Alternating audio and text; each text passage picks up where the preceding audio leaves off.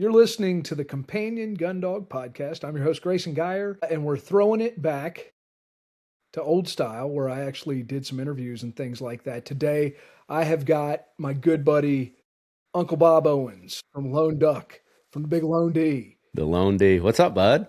Hey, real quick, man, can you hit us with a bismuth? Man. There you go, man. This is good. Just so people know, I'm going to have to advertise this one wildly so that they know this one might be entertaining. I love it, dude. I just feel empty-handed without a cold beer ski. That's true. I know. And you don't have your little seltzer water thingies. No, or my... I remember last time. Yes. Did you just pop a cork? Yeah, we had a good time on that podcast. Yeah, we did. Yeah, it's 2:30 and yeah, and it's a weekday. And I guess I'm maturing. I guess that's what's happening. Yeah, you're right. I have a water next to me. That's disappointing. Got to stay hydrated, I guess. But yeah, man, thanks for having me on. I'm excited to talk dogs and, help people who are tuning in. Yeah. On quickly, I always kind of open with like a little update that I'm sure people can fast forward through. But today I'm coming from a funeral. I won't sit on it too long, but the farm manager here on the farm where I operate my business and play and have a lot of fun was killed in a car wreck Friday. And so there was one of three of us that are here on a daily basis, me and him and the farm owner. And he was just a really good dude. He was a real competent younger guy that owned a grading company. He was an entrepreneur and did pretty well with that. But he ended up doing so much work for the farm owner here. He just kind of pitched him a full-time position last year, and he took it. But he was the guy, that could wrench on anything on the farm. He could operate any piece of equipment. And, and when he wasn't planting or picking whatever was going in the ground around here, he was building duck holes. And his name was Trey Stroud. He had two little girls. He was a great dad. So just kind of a bummer way to open it. But, I think it's important to kind of keep those people's memory alive as much as you can. And to remember that life is fleeting and we got to get out there and live and enjoy our lives, because it could all end tomorrow. And with that said, we did get up this morning, and in kind of classic fashion for this crowd, it was me and three other buddies that hunted together with Trey a lot. We got together and got into the hole 5 minutes after shooting light, which is like exactly the way it normally goes. Yeah. And we flared a wad trying to get in while we were setting out decoys. And Trey he had cameras on all the duck holes he built. And he had been looking at this one. We had a hybrid, like perfect, and I'll show you a picture later. Perfect black duck mallard hybrid, like not where you see a little bit on the speculum, but like green on each side of the head. Cool. But all black duck otherwise. And so 10 minutes in, that one came in alone, did it just perfect, and bang, bang, she down. So it's one of those moments that, kind of the things we do will tie to that kind of memory of Trey and cool things. Move past that, but great dude. And so thanks for all those great memories, Trey. And we'll keep hunting and remembering that guy and going on. Yeah, man. I brought you on specifically today because it's been a couple months ago, you did a podcast called Force Fetch versus Fun Fetch with Pat Nolan. Yeah, legend. You got the guy. You got the absolute guy. And I listened to it, and it turned out, I think, better than the way I would have had it go in my brain. Okay. And that's in large part due to Pat being the most humble man on the planet. Like, he just, and this comes up all the time. I was talking to another friend about it, and it's just like, you can't get the guy to even acknowledge that other people think he's good. He happens to be probably the best Maybe. I mean, probably top, if not number one, top 10, top five. Like the way he thinks like a dog thinks, Yes. that is, I kid around with him. Like he's kind of like a scientist. Like, he is so well read, so Yeah. well versed. And then you, on top of that, his experience. And if someone, I guess tuning in doesn't know who Pat Nolan is, Pat was a retriever trainer, field trialer, top of his class in that. And then as his family got older, he kind of like scaled back to traveling and running trials. And the government called him and said, "Hey, do you think you can help us teach these dogs how to handle so that they can detect drugs and bombs and all that stuff?" And he's like, "Yeah." So now he didn't have to travel for field trials anymore, and he could stay at home and, basically coach and train these top level special forces dogs. And that's pretty much what he does now, on top of internet, courses and how to for guys like us and our listeners. But he is just an eloquent, down to earth, gentle soul that I think extremely highly of. Oh, he is, there's a few people that I've learned a lot from. Yeah, and there's amongst that group of people that I consider like the top trainers today that kind of have that guru quality about them. Hmm. Yeah.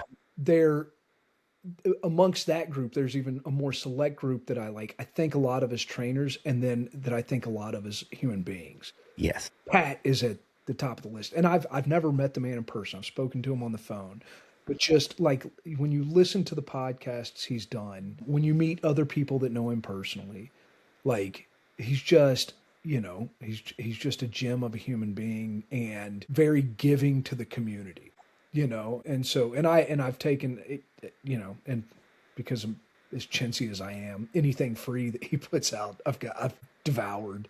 But I really want to go to one of his seminars soon. And the guys there's one in particular guy I really like, I enjoy, that I've become friends with, that I think's a really really interesting, bright trainer. Nate Zarnota is a big devotee of Nolan as well. And interesting is that he's never been in the retriever game. So Pat has that reach outside, and really, for me personally, I've been very lucky to kind of get connected to people in through things I did in the past, Hmm. and know the guy that kind of recruited him to work for a lot of the tier one units, and do that work. And that guy actually, oddly enough, he's still very like under the radar. So I'm kind of like hesitant to say his name, but he's a pro field trial bird dog trainer now. Oh, he's doing bird dogs? Yeah, I'll say his name. His name's Calvin Canute. He's the man. He is the godfather of the dog programs at the top of the chain in the special operations community. And yeah, he runs pointers and setters off horseback, and he is the hardest working person you'll ever meet. Like I went to spend a day with him, and it was exhausting just being in his presence. Like, That rules. I like that. yeah, yeah, I like yeah. that. So that's a big, so having Pat on to do that podcast was the perfect guy. And what I thought, before I critique anything, what I thought was so the pluses way outweighed whatever I thought was lacking, because Pat will not, his humility prevents him from doing the things I do, which is like throwing around in a lot of $2 words, and like, you know, feeling as if there's any ego at play in the ability to explain anything. And so listening to him, but at the same time, I felt like because of that, some of the questions didn't get answered for me, or at least the point that I think he made it, but it kind of flew under the radar. In that the topic fun fetch versus force fetch, where I stand on it is that the train, especially training with food, we'll just call it that, like training in a reward based system with food, gets pushed so heavily by, there's this kind of like force free community propaganda out there, that tends to be what's absorbed by the people that aren't using it. And then it turns into this. Describe what you mean by the people that aren't using it. I'm specifically thinking of the retriever community, right? So like I'm not a retriever pro. I train some retrievers as gun dogs, but like I don't hunt test, I don't trial, and I'm not like a retriever guy. Most of my business is made up of like pointing dog guys, but I'm good friends with a lot of or a handful of retriever folks, you being one of them. And so it's like, and one thing I'll say for like the retriever community is they do a lot of things better than anybody else in the world. Nobody comes close to handling it, dogs at distance remotely, and especially training and what I would consider a compulsive system. But it's not fair to call it a compulsive system. And this is some of the nuance of the conversation I thought that I wanted to add to.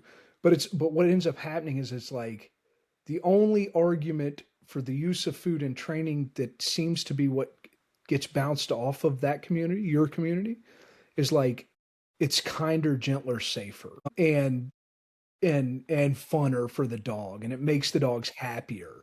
And so, and it's as effective. So why would you pinch ears and pull toes and hurt dogs if you can just give them treats and make them do everything as well? Right. But the kicker is, I would argue, is they aren't as good if they're only. Well, 100%.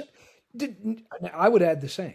Like I'll tell you, like, right, that crowd, but there's another crowd that kind of gets missed, which are some very like that are the people training like Pat Nolan a lot of the time in some of the ways he trains. Yeah. Yep. And so that I think that kind of gets neglected. Maybe not. I think Pat touched on it, but his thing was more like, I do what works. And so if I could maybe try to paraphrase for him. Yeah. He like shapes a behavior. He teaches with treats. Like think about his Dixie Cup drill.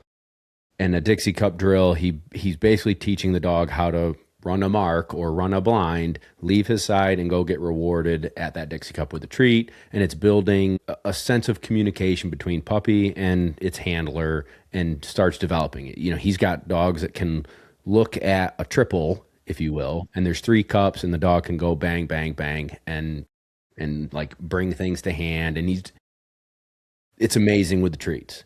But where I'm going to paraphrase is he still uses force. Absolutely.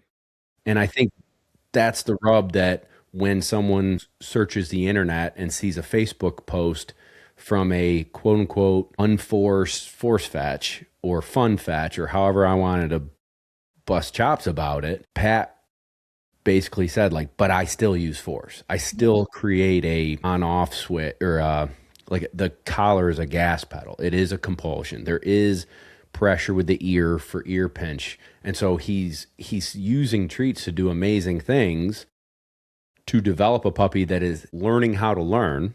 Yes. And then he's overlaying pressure on something that's already known. He's already taught it how to pick something up, basically. Yeah. And he's a master of all those approaches to training, right? So like right. You can watch, I love watching his videos where he does anything new, Pat's going to try it, and he may incorporate it, he may not, but one thing he's not going to do is not understand it, and so like watching him teach, he had one where he was teaching a pup with a remote mark. So it's like a machine that goes boop and spits out a piece of food remote of him. And the puppy was picking up a porcelain coffee mug and delivering it to him. Yeah, dude, it blows my mind. He sent me a video that I'm not sure I'm allowed to talk about. Yeah. But in essence, he couldn't see the dog, and he's talking to it through an earpiece, and it's doing things. Yes, it's doing directional. Right, but then it was doing some other things. Really? And you're like, I don't even know how to do that on lead at my side, Pat. And you got it going around houses and buildings and watching it from a drone. And I'm like, bro, this guy is a wizard. Well, and here I am, a lonely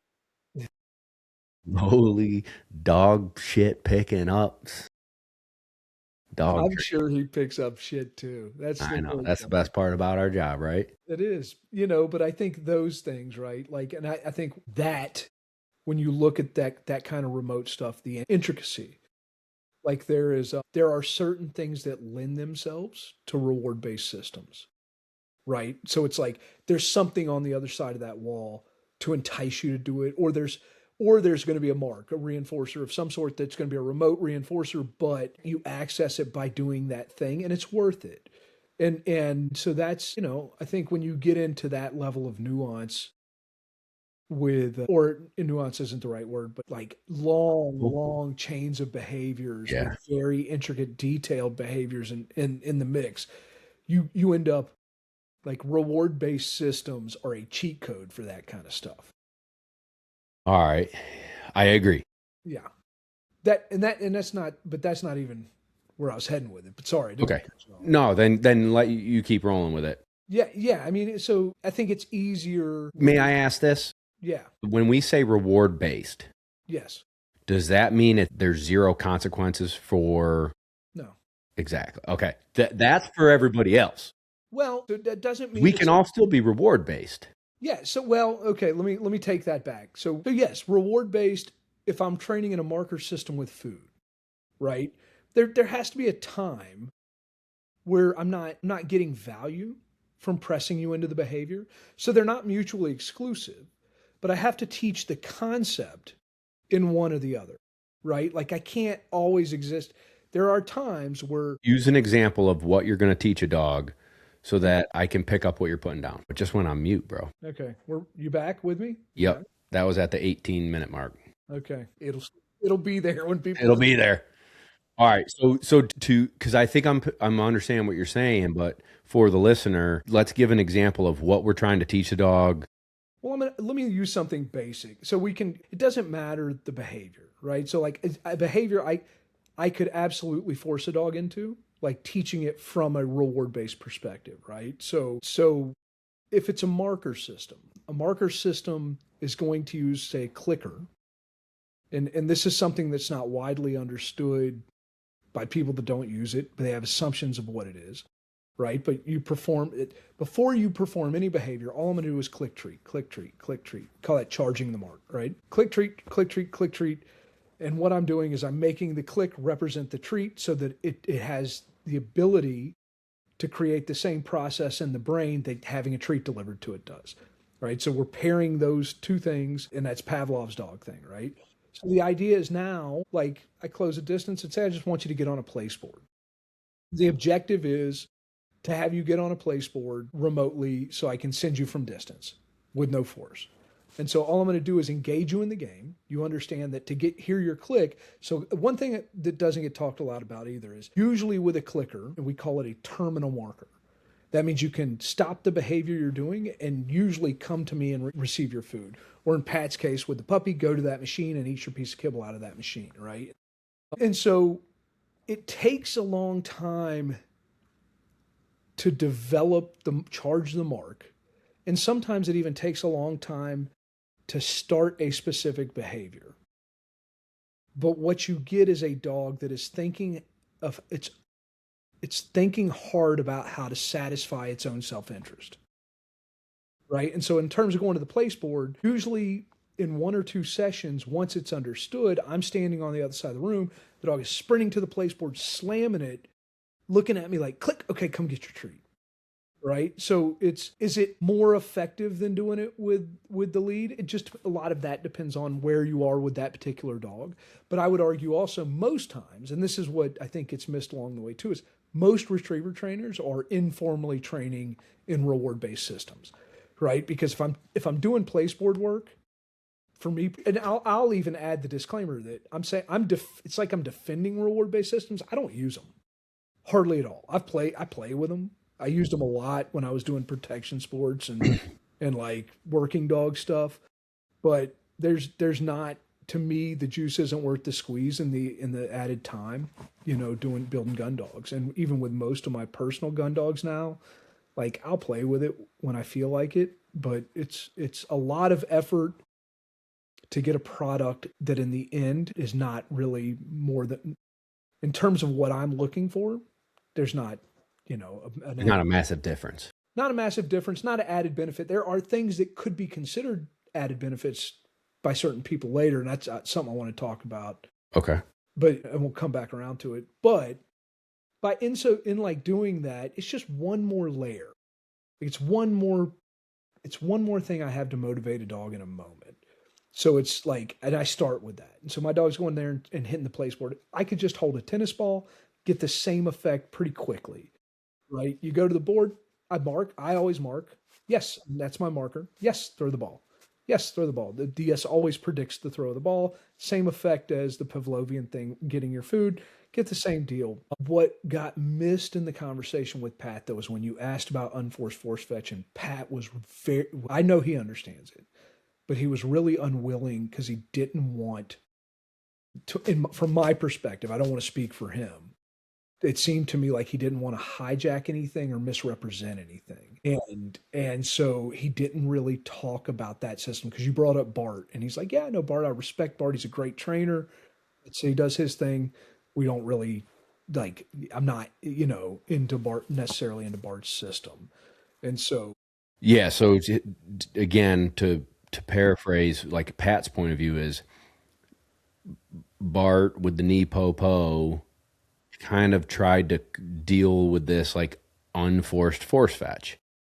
Yeah. That's his deal. And so Pat, being a gentleman, yes, wasn't going to disparage anything. Like he wasn't going to bring it up and put it on a pedestal and say it's the best thing in the world, yes. But he also wasn't going to nitpick it and say it could be better here, here, and here, and here. Or even, I think to the point that I would make is like unforced force fetch is like it's marketing language. Exactly. But that's all it is. Yeah. It's still a force fetch. From what I've seen people do with the unforced force fetch, it's still teaching the dog to turn pressure off. That's force. Yes, it is. It's 100% that. Now there's more to it. So it's unfair to just call it a force fetch. Yeah, but because they're marketing their butts off to make it seem perfect for everybody, that's where I put my foot down and say, but you're full of shit. Hopefully we can say that on Gundog. I mean, that's fair. I mean, that's why I wanted to have this podcast so that kind of frank language could be used. I will say this, like in defense, and I have been told by people that I really respect and admire that if I used the term Nupopo on my podcast again, I would have to drink. Like have a drink every time you say it? All right, let's pause. Let's knock this party. Let's get the party started. It's 2:30. Yeah. Let's go. But I think of Bart a lot of the same way I think of Pat. Right? Like, I would love to get to know this dude. Yeah, I'm not knocking him either. I'm just saying. Yeah, that dude is an absolute sage and he's a great guy. Some of the, he's getting to the end of his career. Like it's, I need to make a living. He's given so much to so many people. So I think that's a lot of how maybe Nipopo came about to some degree or another. And again, it's not fair for me to say, because I'm not an insider. Like I've never been to a Nipopo school. I've got friends that I respect and admire. And I also think that there's something to be said for trying to see something from the outside. Like there is a lot of cultish stuff around, not just Nipopo, but every training system or method. Yeah. And so I never knock those things, but I also think being able to like really sit outside of it and say what's going on there and have the ability to go, I see what they're doing and I see how that makes sense. I see things I would do differently, but I see the validity of this thing, but I just don't want to see it from the inside. I will say with Nipopo, it really got under my skin because they're dealing in like real high level complexity. And the language they use is precise, but it's not. They also kind of manipulate some of the language I like so much and the behavioral stuff, and so that it's not necessarily representative of that language. So Nipopo in and of itself, you got negative, positive, positive, right? One of those positives is the release of pressure. I would just consider that the release of pressure. I mean, it's, but that's getting a little too in the weeds with that kind of talk, right? But it's at the end of the day, like a force fetch in and of itself, if you look at what I believe is what Nipopo grew out of, is really indicative of early Nipopo. It's pressure on, pressure off, right? And praise. And we can talk about praise. I'm not a praise guy. But I mean, good boy. There you go. Or like, I'm not using food. Well, yeah, I I've thought about bringing food into force fetch, by the way. Well, here's the thing. So like without the praise, and this is what I've always, and I remember when I got to work with a lot of higher level retriever trainers. And I brought all this baggage of overspeak behavioral stuff from the world I came from. You don't say. Nobody's really into that. You might not believe this. Nobody was interested in entertaining me in conversation with this stuff. But I thought force fetch was so cool. It was like, the thing is like the bumper, this is the way I tried to explain it to the guy I was talking about. I was like, it's cool that the bumper is the object of the dog's desire and a safe haven from pressure at the same time. You're giving it value from two different directions. So it's like, if I swing it, it's a prey item. You go crazy for it. Plus, it's this thing that if you don't put in your mouth, it hurts. And that's the magic that gets missed a lot of times, right? It's because there are going to be times through a force fetch, oftentimes, where that thing loses the value of being the prey item. Yeah. If we get good at it, and it feels good when you put a dog through a rough one and you pull him off the table and you're like, thing, and he's like, and he's not getting sour on you. Yeah. One of the biggest things from that podcast with Pat, one of my takeaways was dog's attitude. And when you see a dog dip in attitude, whether it's force fetch or collar conditioning or, swim by, whatever it is, it's not what it looks like in the moment. What does it look like in the end? To be able to be a good trainer is to get them through something that's difficult. They're unsure, they're pouty, they're learning. And at the end, you wouldn't have known, if you came and watched that dog, you wouldn't have known that a month before when I'd pull it out for force fetch, it looked like it hated me. But then because of how I can smooth it out and how I can work through it and build them back up, but the end result is a dog who understands what is being asked of it and pressure and how to learn and grow through that. Like he made that comment and I was like, wow, that is right. Like I can't sweat today, like out of 10 dogs I'm force fetching, 2 of them look like they hate me. Hey, now for someone that's listening to this, that may be really intimidating because they don't want their dog to hate them. They are already intimidated by force fetch and the connotation that it is on the internet. Well, and that's a part of the whole point of this to some degree. And I don't want to get too off track from like Bart and Nepopo real quick. And so again, it's good. I mean, because it was an important comment, because that's the thing is it comes down to attitude. That becomes the talk that gets tossed around a lot. But the real thing that I thought got missed is if you're looking at this quote unquote unforced force fetch, and I'm not a practitioner of that system. I've put a ton of thought into seeing what they're doing and trying to see, is there anything to what they're selling? And I do think that there is to some degree. And so the idea is, that the dogs learn to work for food early. Then the slow addition of pressure, light pressure, always leads to a reward event, right? So as they bring pressure in, no matter whether it's force fetch or unforced force fetch or whatever, the whole idea of the system is we start with reward, we layer in pressure. Pressure always predicts reward event. The higher the pressure, the higher the value of the reward event. And so the phrase I've heard to describe it that I like the most is that the hope is worth the struggle. Right. And so what I think they're doing and what we were addressing there quickly with the attitude talk, and what I think good retriever trainers or gun dog trainers that do put dogs through force programs, which I do, is the gift we're giving the dog is resilience and adaptability. Because you take that dog that looks like a shit sandwich on day 3, and by the end of the course, they look like $1 million.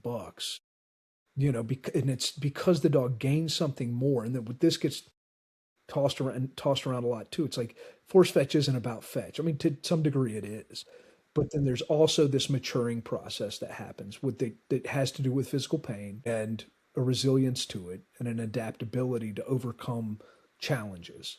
And then you get a dog, in my opinion, that comes out the back end much more confident, like that it can take what gets thrown at it and overcome it. And that it does that by performing correctly. Yeah. And Yeah. this is my point, is I think that the unforced force fetch is an attempt to streamline that. It's an attempt to kind of, for a lack of a better way of saying this, it's not fair for me to say it, but to trick a dog into believing that pain is like the secret passage to the most valuable reward event you've ever seen. Yeah. The only issue I have with it, and I practiced it, I did this with one of my own personal dogs, and actually all the way through the table, like I never really hit what I call breaking over moments, and I was very suspect of that. And I had the right dog for it. He was like highly food motivated, highly prey motivated, very sturdy dog to begin with, and he just like cruised through force fetch, and I was like, at some point you're gonna. But I'm doing all the stuff that I thought approximated the unforced force fetch as best it could. Mm-hmm. And we got to forced pile. And there was one day where he just like didn't want to do it. And I was like, well, here you go, bud. You're doing it. Yeah. But I'll say that we had it. It was over and we moved on. Nice. Likely just that dog, just being like that kind of dog, Meaning a good one. Being a good one. Like, like just a dog that had his moment to protest and found out that was not what he wanted. And then after that, he never, he just cruised smooth sailing. Yeah. I do want to just pipe in on the pain thing. Like, again, I really want to be careful with, I think that's a good word to use, but what does pain mean? I call it, to be a marketer, being uncomfortable. Well, sure. And right. Yeah. I mean, unfortunately, you're on this one. And I am like, because I am so uncomfortable with marketing language, I talk about everything as degrees of pain. Sure. Yeah, no, exactly. But I think that we didn't caveat with the degrees of pain, the degrees of uncomfortability, the degrees that how far can I push them to be okay with being uncomfortable, and then bring it back, and then push in and dig in and pull back. And I think that's part of the art of dog training, not the read the book, watch the video with a dog that already does it, and then suspect that you and your dog can do it perfectly because you watched and read a book. Having a lot of hands-on dogs and saying, I'll give an example of the group that I just had that spurred the conversation with Pat to try and get me to think outside of the box on force fetch. They were mothers to force fetch.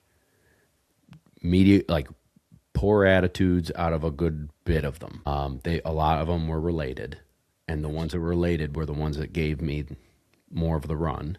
Several, let's say there were 6 of them. 4 of the 6 didn't need excessive amount of pressure, just kind of normal amount, but attitude was just a little down, and then they bounced back relatively quickly. They didn't really click. Couldn't really figure it out once we got to ground. On the table, they did everything nice.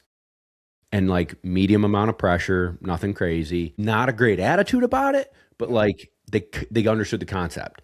Yeah. Went to the ground after a few days, they got it. And again, medium amount of pressure. 2 of the 6, I was afraid to train. Yeah. And what I mean by that is I was uncomfortable putting that amount of pressure on. I understand. Yeah. What I figured out though is as soon as I poured it to them, they did it. They were waiting. They were like, yeah, I know. Yeah. I mean, like this is not, I thought it was a good bit of pressure. To them, it wasn't. And then when I turned it up, they would do it. And so it showed me, A, that they understood what I was asking. Pressure wasn't enough for them to do the response. And then the praise, the back end, the pressure off and, whatever, wasn't enough to try hard to do it right. They just didn't give a crap. Yeah. There's this I gave it to them for about a week, dude. Yeah. Gave it to them. Sure. And then all of a sudden their attitudes became the best out of all of them. Yes. But it's like, it's just not an easy task to force fetch a dog. It's intimidating, and I understand and feel people's pain when they're thinking about doing it. Well, that it isn't rocket science. Yeah. I mean, and that's kind of my point to this thing is that, I think, for your seasoned pros out there, I think learning new things is always good. Like as a mid to probably on the backside of my peak in career wise. Like I get excited for new things and it just reinvigorates me. And then sometimes it leads to breakthroughs, makes me better. Doesn't always, like, I mean, but there have been moments where like I was like that thing that I've been doing, I can do more efficiently and effectively now because I understand something. I remember he won't even know he did this, but there's a guy named Bill Moses who is an old hunt test pro, and I had the opportunity to work with him, and we just were having this conversation. But I remember him talking so much about motion and momentum, right? And because he was kind of considered the force fetch guy at where we were working. Like he was the kind of guy, if you were struggling with a dog, he could feather his way through that and get out the back end. But that I had that conversation probably like 13 years before it hit me what he meant. And I just was alone on the table one day, and it's just like got a dog kind of sticky, and then just like chucked the bumper and was like, we're moving. We're not doing anything else but moving today. And it was like, like that just made sense to me. It's not every dog.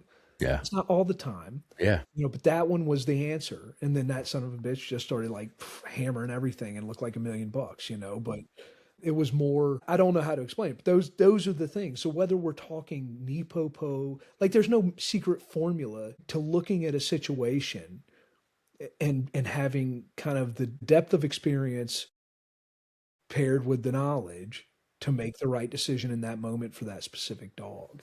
And so I think that's always my issue with any system that gets sold. I mean, the principles are important to understand. And also like nothing, if you can't go visit with a pro for 3 weeks and be with them every day, then yes, you absolutely need to buy the DVDs, to buy the online course, to buy the thing and put your heart and soul into trying your best to understand it before you take the leap. But I guess my only thing is I do believe from a DIYer's perspective at home, you are not going to have a finished product by learning to train with food, is what I'll tell them. You're not going to get what you want. But that said, you think that if they will commit to learning a marker, you're not in a hurry. You can do this with your 10-week-old puppy. You're not going to break anything. You're not going to hurt your puppy. You're not going to hurt your relationship with your puppy. You run the risk of creating a little too much focus on you and stuff, but it's not hard to overcome those things either. But you will get something, no matter how bad you screw it up, from a sense of timing that's going to translate to pressure later, to a sense, to just the bonding with your dog. There is value in a DIYer first timer picking up a clicker and a treat bag and playing with it, taking it as far as they want to take it. That being said, it is not a substitute for putting that dog on the table and doing the work. Yeah. Couldn't agree more.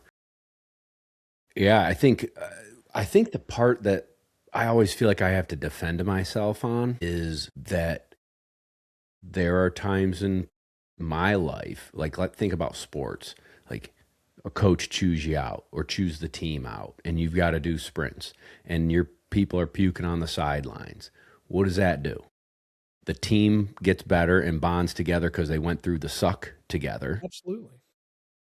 It shows you who's going to make it and who's not, who's going to quit and get out of here. It shows you that you as an individual can overcome the suck.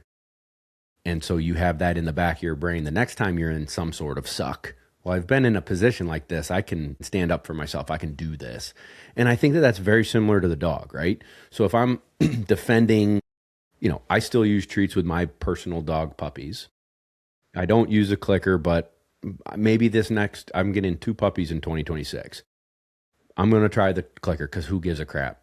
Yeah. It's going to still turn out good. Whether I use it or don't use it, I just know that I want to try and figure something else out. Something to be bad at and get better at. And sure. There's no way. It's just like force fetch. There's no way to do it and immediately be good. Yeah. So I'm going to try it, but it's still going to go through a force-based program because I feel like everybody needs consequences. Same with the team idea of doing the suck run. You know, there's consequences for being a dink, and the coach found out and you all got chewed out. Well, now we're going to run. There's consequences for not getting in the water because you didn't feel like it, and now I can't get my duck on the duck hunt because my dog chose not to get in the water. Now, some people are going to be like, well, I got a lab. It always is going to love water. Nope. Yeah. No, it's not. They're gonna, every dog that doesn't understand force is going to make you wish you had put it through a force program at some point. Right. There's got to be a consequence for inaction. But it's like the thing I think it's like I said, I call it a gift because I think of that in my life. Like my sophomore year of high school, I was a solidly below average wrestler in high school. But I showed up my sophomore year, 15 pounds overweight, piece of chewed up bubble gum. And first time in my life I'd ever seen a six pack was at the end of that season.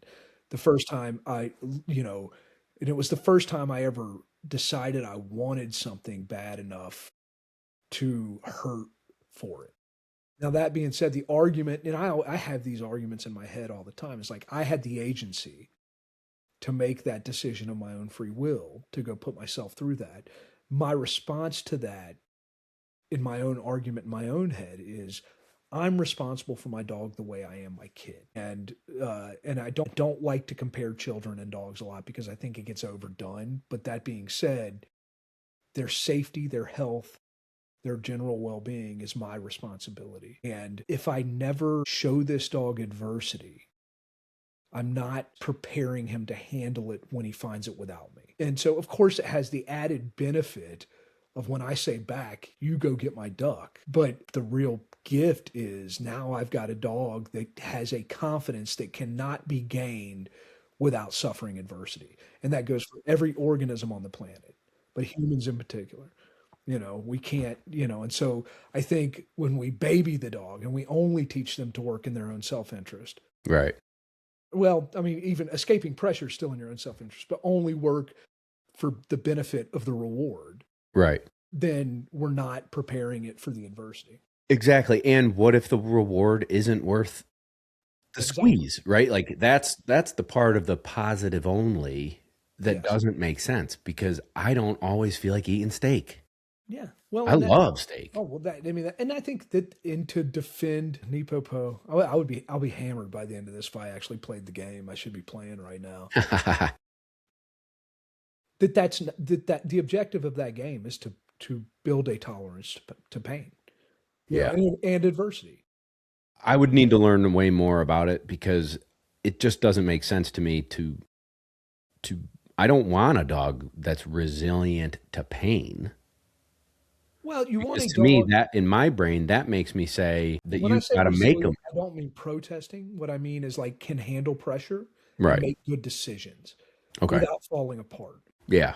And all right, that's a good explanation. That when I say resilience, that's what I mean. It's a positive thing. It's but unfortunately, I've seen people that employ that system pitch it as a more humane way of doing things, and I think that is a naive approach to pitching it and marketing it. It should not be marketed. It's not fair to the system to market it as the goody-goody way of doing it. Because the system, if the people that I know that use it are not afraid at all of compulsion or pressure. The key, what they want is to see a dog that when they apply pressure comes up and drive simultaneously from the get-go. And so precision and drive, but they're always training and drive. I think that would be great. I think I really should do a deep dive on learning it and learning the nuances. Like, I just don't have time to take a Nipopo course, but I would imagine that there's a lot of benefits to how I already know how to train. Yeah. Taking a chapter out of their book, if you will, and applying it to the things I already know and have it help me. But that's the rub. The whole point of me having that podcast was the rub that some of these guys that are out there talking about unforced force fetch and or whatever is a marketing ploy to say that they can do it better than the original version. And it's like, show me the proof. We already have a subjective measure of what better is, right? It's the blue ribbon. And so far, None of them have done it. In that language, and I hate that, the better stuff. It's a different way. I do think here, and here's what I was going to say. Oh, go ahead. I can tell I you. just don't want to sound like a dink and say their way isn't good, my way's good. That's such a crappy way to be a human being too. Like, It's so the stupidest argument. exactly. Yeah, So and that's, within, yeah, I hope that people who tune in yeah. aren't thinking that like I think my way or the highway kind of a thing. It's not. I'd be totally apt to learn about it. I just don't like it when you market it that your way is better because that shit grinds my gears. Everything else, I'm cool. Let's learn, let's grow, let's bounce ideas off each other.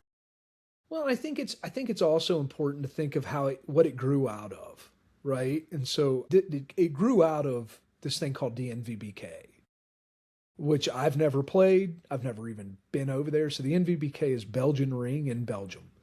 And that's where Bart gained his reputation. He was the super champion of this sport, which is widely considered by protection sport people as like the hardest sport that produces the best dogs. So a lot of the trainers that I admire the most from America looked to the NVBK and said, that's where I want my dogs from because that system produces like really strong, really tough, but also very like highly trainable dogs. And so Bart won at this time where things were changing. And what had changed is like if you go back, and I'll use Schutzen because everybody can see this over time, but you can look at Schutzen competition like VHSs that have been digitized on YouTube from like the 70s and 80s, and you just like there's nothing. It's a good dog doing good work, but it's not really powerful or flashy, right? Especially in the obedience phase. And then somewhere along the line, moving into the knees, you started seeing like really fancy, precise obedience starting to come on. And now it's like overly stylized. The pendulum is swung the other way where everybody's like, the dog actually has to break its neck to look behind itself Yeah. at the owner in healing. And it's just impractical and overly done. But the thing is, everybody's a master of like these tricks to make these pictures look so precise and cool that became the competition. And while the bite work actually got weaker and was like a lesser test of the dog's will and and resilience. And so that he just was at that pivotal moment where he got it right better faster than everybody else. And so his dogs like looked really, really clean and snappy. And it was a really interesting. And if you ever watch, just look up Bart Bellin and watch his work. Like you'll see what I'm talking about. He, I can almost look at a dog that's been trained by that guy, and he's got a bazillion minions in the world now that people that he's produced in his image as trainers. But you can look at a dog that Bart has trained and go like, Bart Bellin trained that dog. Like he's that his fingerprints are that prominent on dogs. So all that to say, like it had its place and where I could see it having an impact in the retriever world if it ever did, and it would require changing happening. But it's like the one day, and this is how it happened in Schutzen. It wasn't like everybody decided overnight we're going to change what this game is. It was like one day some dude showed up and everybody was like, damn, that looks good. We want to go like that. And so it's like I could see somebody, and the only place it would ever make sense would be in the line manners. Because once that dog leaves the line, there's nothing, none of that is going to show, right? Like Maybe. maybe in the precision of the whistle stops and the casting, but the game would have to change pretty dramatically in the field part, I think. I think that there are certain dogs that come out of, like, I'll give an example. I've got a couple dogs that were trained by someone else that I handle in the wintertime, and they handle extremely well, like running a blind, but they run slow and they run like they don't want to make a mistake. Yes. But they can run a better blind than freaking anybody else. They But don't step off the line. Yeah. yeah, they don't have bad line manners, but the point is they don't want to make a mistake running a blind because of corrections out in the field, and I don't like the look of that. So I would say you could see a difference in what you just described, where it's like every dog in my kennel, which isn't the truth, every dog in my kennel runs a blind just as hard as they run a mark because they're so excited They're shot out like a cannon. They slam to a stop. They take a great cast and are attentive to what I'm looking for. The actual good running blind dogs, they're slower, right? They're not going 100 miles an hour because they're going, I'm not on a mark. I'm supposed to pay attention. So I got to think, not just run 100 miles an hour. So it's tough. Like some of the most flashy blind running dogs I got are harder to handle and are a little bit more think for themselves. The more methodical thinkers run 100 miles an hour for a mark, but then are 80% speed on blinds. And that is I kind of like that. That's really interesting. And I wish, it makes me wish I played the game with you, right? But I mean, again, I think the place that this shows, in a hunt test, you're meeting an objective standard. So whether that dog plots out there and picks it up or flies out there and picks it up is less consequential than if you're in the final series of the big trial and both dogs perform at the exact same standard, just one does it with style and the other doesn't. And to me, that's where the difference could play in terms of what it brings to the game, and can you, but I want a stylish dog in everything I do. Like I can't stand, and I'm, me mostly running bird dogs, but it's why I hate the games that suppress the style and I want to see a dog go big, be looking hard for birds, and then when they find them, look proud about it. Yeah. Not nervous about finding it because they could, if they break or, bomb in on the bird, consequences. Yeah, man, it's the art, not the science. It's the other thing that people forget too is each dog does have a personality. Yeah. They're not all NFL football players. They might have capped out at high school. Yeah. Right? Like their skill level, what's that? I said, you've met mine, right? Like the type of dog I like is going to be really hard to make the high end field dog out of. I don't know if I agree with that. I think your male could. The male that I saw. Now I sold him. But yeah, my female is the one that lives upstairs and sleep on my couch. But she had a lot of drive for what she was doing. I mean, and she was a good team player. So I think she probably would have done great. I mean, she's got one finished pass in HRC. Yeah, that's damn good. She's got a couple of fails she's got a wall, man. When she exits the water, she likes to ping pong a little bit. And you got to really be careful with how hard you tell her she can't. Yeah. Yeah. Gotcha. Yeah, I got you. But yes, maybe you're right. But the point is, like personality, each individual's personality, whether you train them all positive, whether you train them all compulsion, whether you lose your temper or don't lose your temper. Like some dogs bounce back and can have a really heavy-handed trainer and never look like it a day in their life. Another dog you speak sternly to, and it looks like you're heavy-handed even though you aren't. It's so based on the dog that you got to finesse them into being the best that they can be. Which, I mean, and she's a perfect example, man, to be honest with you, because she responds really well when you pour the coals to her, right? But that being said, she doesn't respond to like eking the pressure up. Like that's when she falls apart. So it's like you're either baby, baby, baby, I love you, sweetheart, baby, do everything, or foot on the gas. Like she does not handle the in-between world well. And it got to the point where it was like, I just don't feel like doing it anymore. Yeah. Yeah, like, she's already real good. Let it be. Yeah. As far as the duck dog's concerned, it's great. But yeah, I mean, I think we covered the things that were sticking points for me in there. It wasn't because I think that just kind of circle back to it. It's like nobody's wrong or right in that entire debate because the people that actually matter in that debate are like, they're doing good training. And this goes to Pat's. Pat says the quote that I think is the number one quote in dog training, which is good training looks like good training. That's his.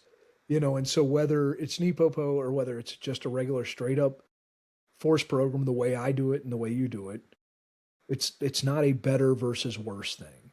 It's a, here's what I'll say too, because this is where it's not fair to the traditional community is like, I don't think this is the next big thing, great idea. I just think it's another way of doing things that may suit some dogs and some people a little better. But at the end of the day, it's from where we stand right now and the way the game is played. If the game doesn't change, it's not an advantage, in my opinion. Yeah. I think there are guys in our world, like I've never trained with him, but people say Mark Patton. So I trained with Mark at K. Yeah, he brings in a lot of like some of those ideas into the retriever world with like training a super high dog, like bring them out of the box and jack them up so that they are always jacked. And that way they don't come up or come down. They're just always up. And again, I don't know. I don't know him if he walked in the room right now. Yeah. So. Well, he carries the affect. I mean, he's a national level Schutzen competitor too, right? Right. So he brings that into the retriever world. Exactly. And it works really well for him. Like that's stylistically, that's him, and it's like, I always think of this as like everything is in styles. And if I catch myself now, like I am heavily affected by Craig Crook, who was like, when I think of somebody I learned all this stuff from, like that's the guy I was training with day in and day out. He's a really phenomenal dog trainer. But I could, down to his inflection, his tone, the way his body moves when he makes a cast, that's the way I do things because that's who I learned it from. And to me, it's a thing of beauty to watch a guy that's developed his own style over whatever period of time. That's the art part, right? Is that we shouldn't all look the same and be the same. And the guys that get great, when it's them and you can know how the dog responds, and so whether it's because Mark is a brilliant trainer and whatever he's going to do is going to look great, but it's going to be very hard for somebody to build themselves in the image of Mark Patton because that dude has done a lot of different things and has a lot of different, his background. You can't replicate what he's done. Yeah. I've always thought of dreaming up like if I won the Mega Millions, like how cool would it be to take 6-month sabbaticals? Because I don't think a month would do it. I think 6 to 9 month sabbaticals where you could go and learn from the best herder in Scotland and watch how he develops a puppy, how he works an older dog, how he brings these dogs to be able to do, 0 e-collar, all of his handling out at huge distances with a dog that's in super prey drive chasing sheep. Then go to the highest level protection sport person and shadow them and how they're developing puppies and how they're working old dogs, and be that fly on the wall that is just drinking it all in from all different aspects of people that compete at a high level and or use them at a high level, and then bring it back into retriever training and say, God, we kind of still do it the same. Or I pulled a few things, I'd probably pull a lot from those different avenues and disciplines. But I think the way we've learned is pretty close to how it's still going to be in 10, 15, 30 years because it just keeps only incrementally getting better. Yeah, and like I said, I think if the game is going to have to change for the bulk of the way the training is done because the training and the game evolve together, right? And so I would say for me, like personally, I'm lucky that I've never been an insider. So I can look at it from the outside and see what I like about it. I mean, I will always, especially anything, the only dog in my particular string of dogs that I own now that has not been force fed, well, there's 2 puppies. One's a 1.5 years and it's a Springer.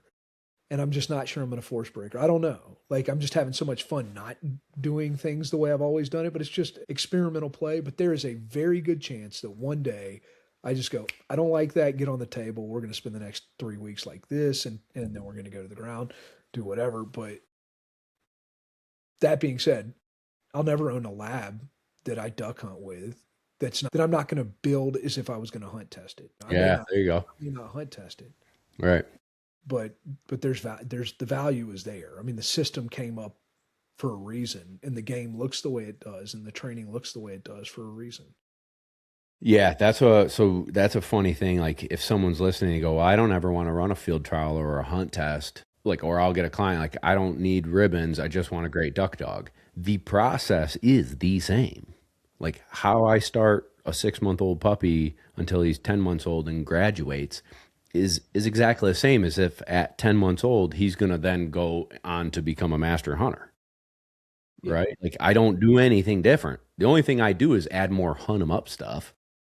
And I mean, the only place, and that to me holds up for retrievers. The place where it doesn't hold up for me is in bird dogs. And what I think is, and what I've realized, I've gone in the opposite direction of most people, where I started because I came from protection sports. I started with this really complex of idea of how like puppies should be developed and all these like little milestones and intricacies, to the point now where it's like, I'm going in and touching puppies and picking them up and fondling them until they're getting their shots, but they're not really seeing the world. The moment they see the world, I'm just throwing them out and they're wrestling my kid every day. And that's puppy development. Right. And like, I've gone into this like a very casual approach from a very metric oriented, measured, detailed way of like raising and training. And then when it comes to the bird dogs, I just think, and I think the loss of our birds is to blame for this. If you live in an area where you don't have wild birds, then like we just overtrain bird dogs now, where it's like they should be gun broke and hunted and handle, like enough handle to get them home to you. But your best bird dogs are like the ones that hunt birds, and are left alone. Yeah. Some of the best hunting dogs, like for retrievers, are ones that aren't steady and, drop the duck at the bank. I mean, but they pick up 5,000 ducks in a spread. Well, it's a thing you can't train a dog to do is hunt, right? Like you can't force it. You can't train it. It's either in there or it's not. And if you don't give them the exposure and the opportunity to learn in a natural environment, the dogs that get, it's like you said, I train all my duck dogs like they're going to be hunt test dogs, but they're not good dogs until they've got some hunting experience under their belt. Yeah, that's right. It's like where you can make that casual cast just to get them downwind, and they're going to chase that cripple under the roots over there. Like that's a behavior you can't teach, man. You just got to allow that thing to play itself out. Yeah, that's right. It's fun, man. This is a cool discussion because we got in the weeds, but as we're like, I don't know if we're wrapping it up, but the point is like, we still come back to all it has to do is go and get a duck and bring it back to us. Yeah. Right. Like it should be fun. It should be fun for the dog. Yes. We talked about pain and we talked about art, not the science. And we talked about, all these name drops. We name drop people that people probably don't ever friggin' know. I hope they never listen to this podcast.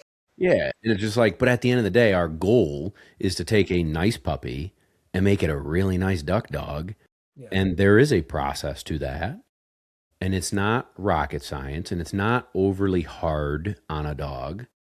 There might be instances where it is, like, for example, breaking or noise or potentially force fetch, if that's what you choose to do. There's going to be consequences for action and inaction. But in the grand scheme of things, if they like going and getting ducks, we're going to enjoy hunting with them. Yeah. And that's what we're supposed to do. Absolutely, man. Yeah. I mean, and I do hope, I guess that's the direction I mean, some of this is because of where I am in life now, that like, I just don't get to play the games the way I used to. And so they're just less valuable to me, but I am hunting more than I ever did. And that's more valuable to me, but it doesn't mean I want my dog breaking. And it doesn't mean I definitely want some handle when I reach for it and I need it, and so, maybe one day I'll be back out there testing and trialing. As a matter of fact, I'm running a trial with a Brittany and a short hair in a couple of weeks, but that might be the last one. I don't know. Yeah, that's awesome.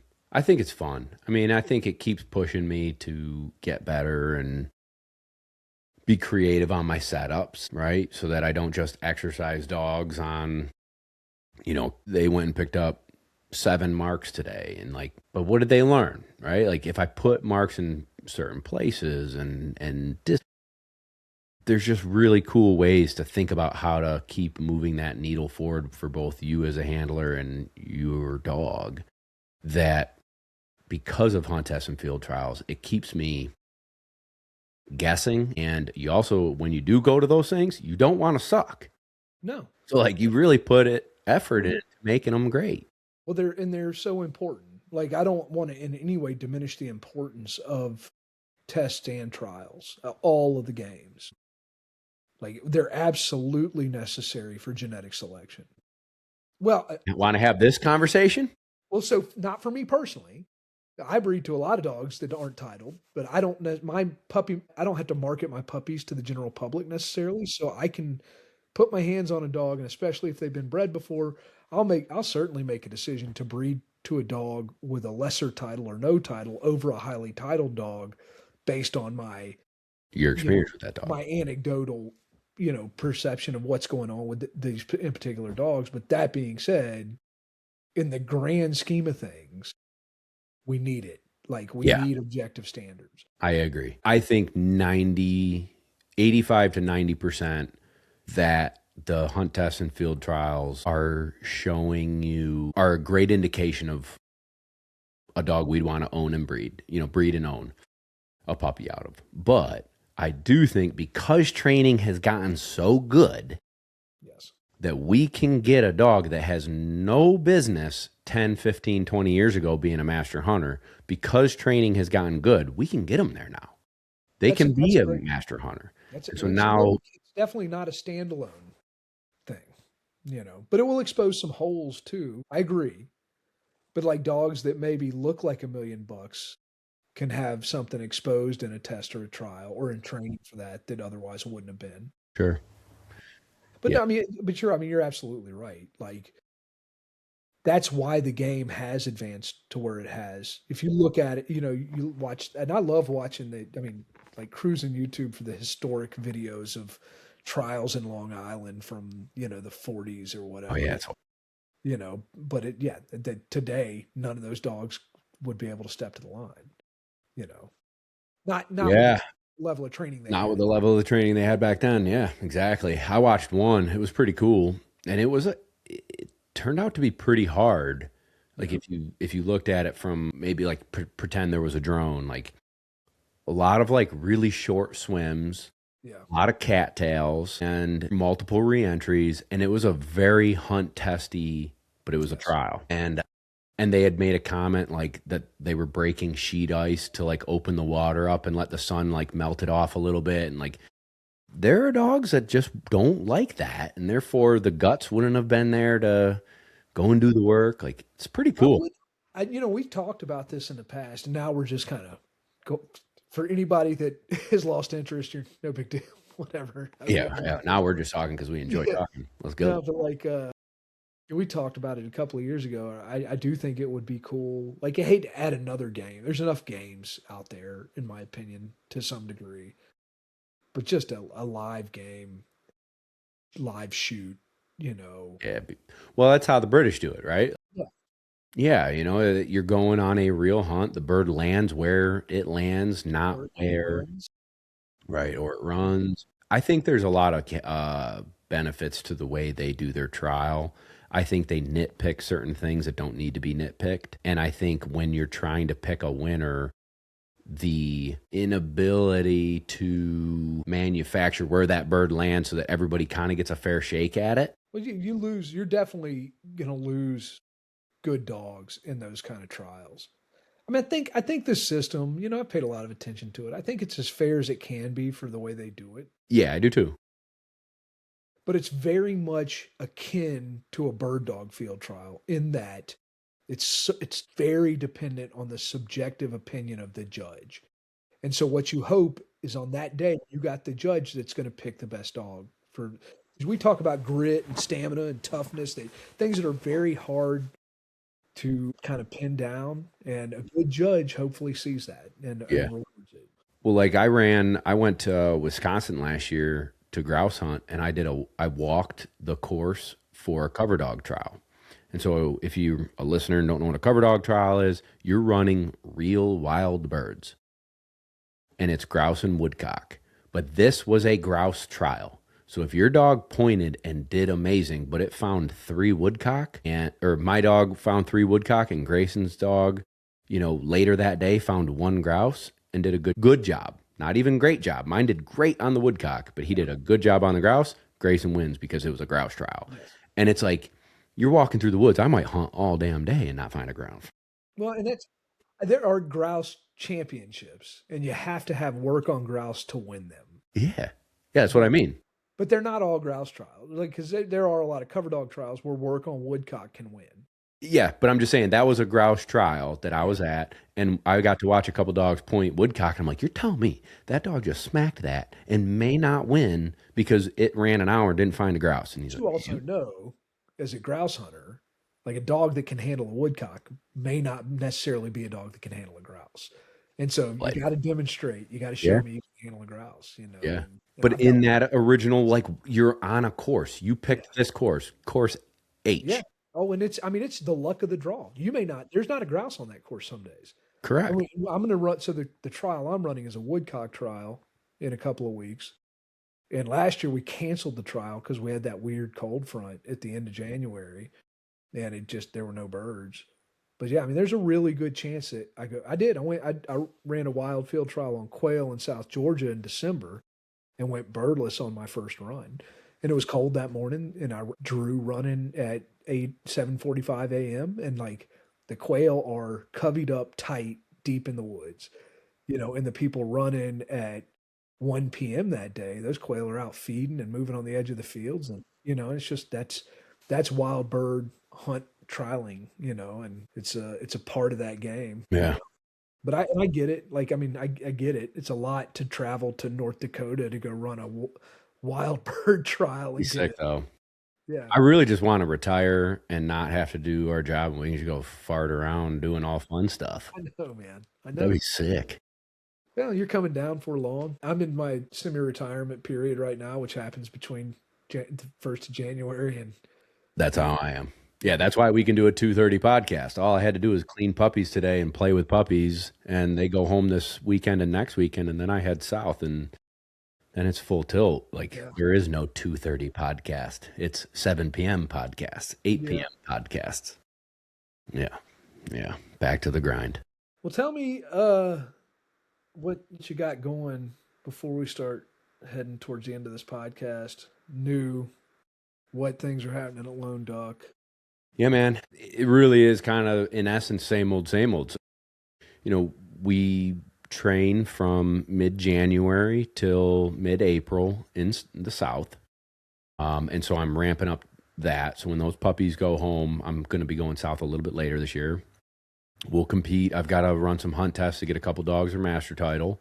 And then when that's over with, 2026 will be dedicated to running field trials. That's win and lose. Awesome. Really? The whole year? The rest of the year, that's going to be my goal. I've only ever been able to do that one other time. And that's the summer that Lizzie got qualified all age. And, so I have a nice string of dogs that are like master hunters already and have been groomed to be field trial dogs. And they're all hitting that like 3-year-old stage where we're going to run cues and we're going to run some opens and kind of contemplate playing some. I listened to it. I've never even seen it other than what was on ESPN years ago. But it just it gives me anxiety listening to the scoring system. Yeah. And I ran one this summer and that's where I got beat. I mean, the dog made a couple mistakes that cost us points, but because I wasn't as well versed at the point structure as I'm blowing whistles and handling, I added 16 points on that run that I probably didn't need to, and 12 points on that run, and I missed the finals by 1 point.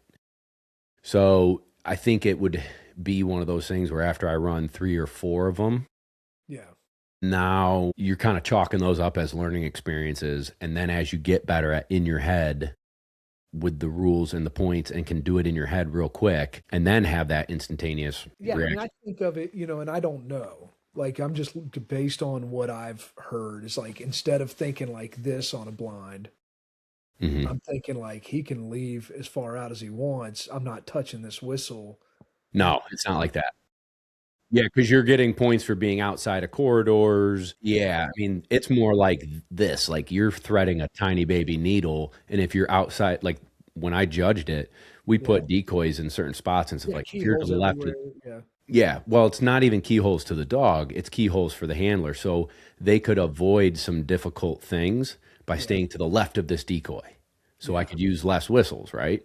But Yeah. if I make them get through that group of decoys, now yeah, dude. So it's fun. I don't know if I want to pour my heart and soul into it, Yeah. which I think I would need to in order to compete at the high level. Sure. Which is what you're going to want to do.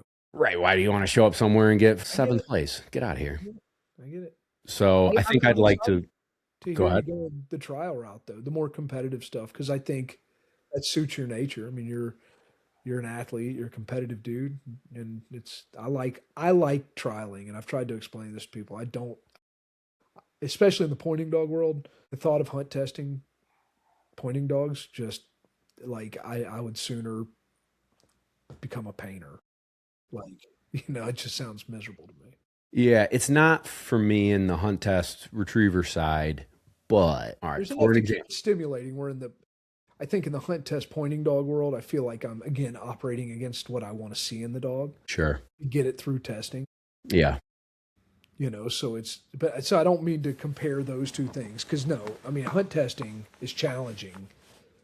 It's a real challenge, even with with good dogs. You're still having to work and maintain and think your way through processes. Yeah. I think the thing this year, 2025, I had a group of young dogs running master. And so you can't, like the first one that I went to, I was like, I don't know what they'll do. I know they're trained well enough to pass one, but then you take the e-collar off and the heat of the moment at a test, like what will they bring to the table? And they kicked butt. And I felt very proud of myself having a real high pass percentage. If I took 8 or 10 dogs to a master test and passed 7 of the 8, 8 of the 8, 6 of the 8, 8 of the 8, 8 of the 8, you're like, dang, we're training right. We're grooming these dogs right. We were patient to wait until they were mature enough and well trained enough to do this. And I also took pride in showing up to the test, and those 8 for 8 weren't skimping by, right? Like, yeah, they met the standard, but they were right at it. No, they were like really doing well. So I left this hunt test season feeling really good about it, where in years past, I left hunt test season like upset with how my dogs looked because I expected more out of them and the test wasn't that hard and they did this wrong. Yeah. And that's not a fun feeling. I'd rather go out in a field trial and have them, not call my dog back because it made a mistake and then have one dog do great.